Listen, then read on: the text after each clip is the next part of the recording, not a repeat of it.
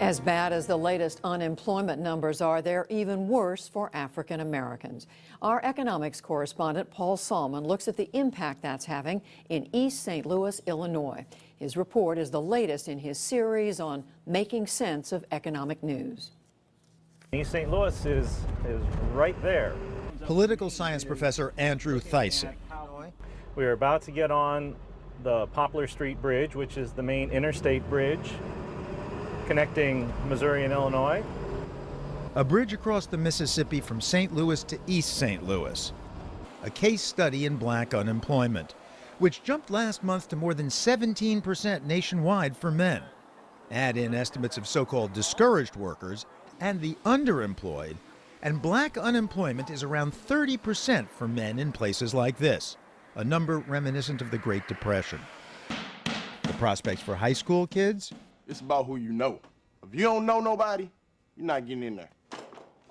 Prospects for older workers? If I could get minimum wage, I'd be happy. But there aren't any jobs for a 63-year-old man, not in this area that I can get. It was not always thus. In its heyday for blacks, East St. Louis was all about jobs. They came from the South to work at meat processors, metalworks, utility plants. Just imagine how much smoke came out of the smokestacks of that. A ton of coal every 30 seconds, and the wind blows to the east. St. Louis, Missouri got the power, East St. Louis, Illinois, the pollution. Dirty work, but work. Until the plants started leaving town, white flight accelerated. And now the Great Recession further ravages, if that's possible, a city that's 99% black. They have fewer skills, they have less income, they have less savings, they live in the worst areas of town. It reminds historian Cheryl Lynn Greenberg of the worst of times for black unemployment, the Great Depression. The Depression was hard for everyone, but it was particularly hard for African Americans. In every way, they fared worse than whites did. That's how they remember it at the senior center. It was horrible. You didn't have food to eat hardly. The government had to give you food. And they even give you seeds to plant to make the victory gardens. Did you plant them? Sure, we planted. We had to. Otherwise, we would have starved. Professor Greenberg has just written the soon-to-appear To Ask for an Equal Chance, African Americans in the Great Depression. At the height of the Depression, probably 25% of white people were out of work. And that number in the African American community was between 50 and 75%, depending on where you looked. After World War II, industrial cities recovered somewhat, but as the middle class left St. Louis and East St. Louis for the suburbs, their economies and infrastructure crumbled.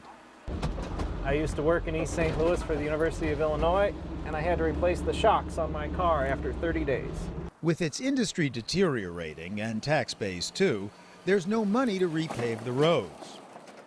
Or even turn on the traffic lights, says Deborah Moore, a former professor who now heads an agency that distributes federal and state grants. There's no cost to the city at all to have a light dead, a light totally dysfunctional.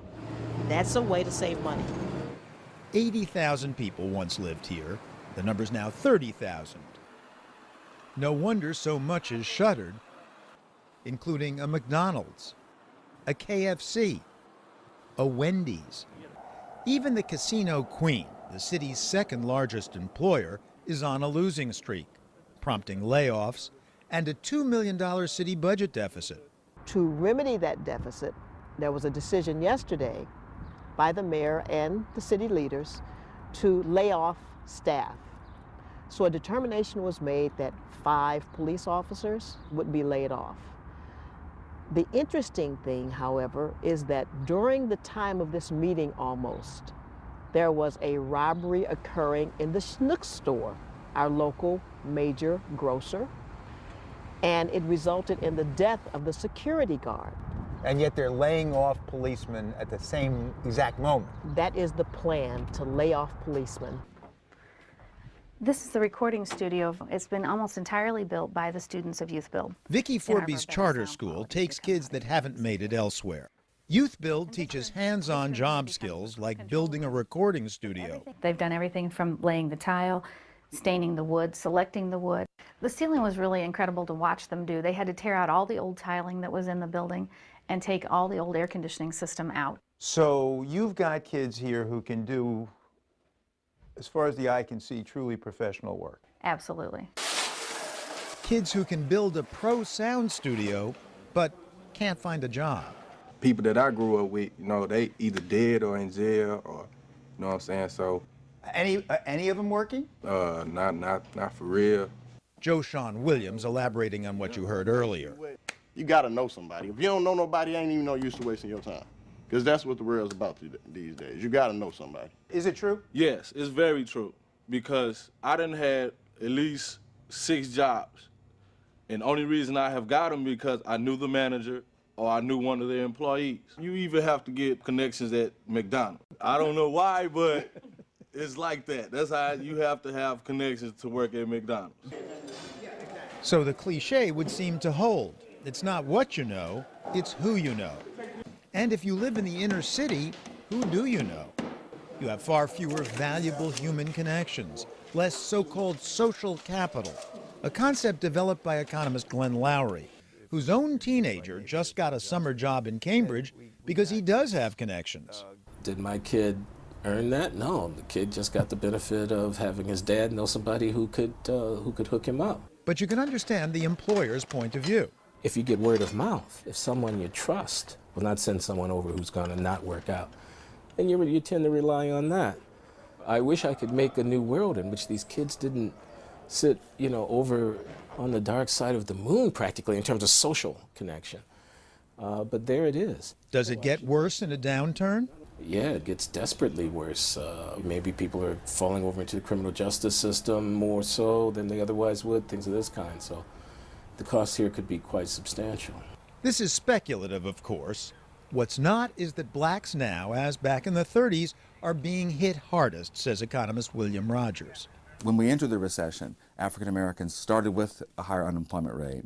And as we've gone through these last 16 months, the gap has widened. That is, African American unemployment rates have risen faster, particularly men's have risen faster than they have for whites. This is the building that I work in. Our last stop in East St. Louis, a burnt townhouse, being painted by an old friend of Andy Theising's, Bobby Williams.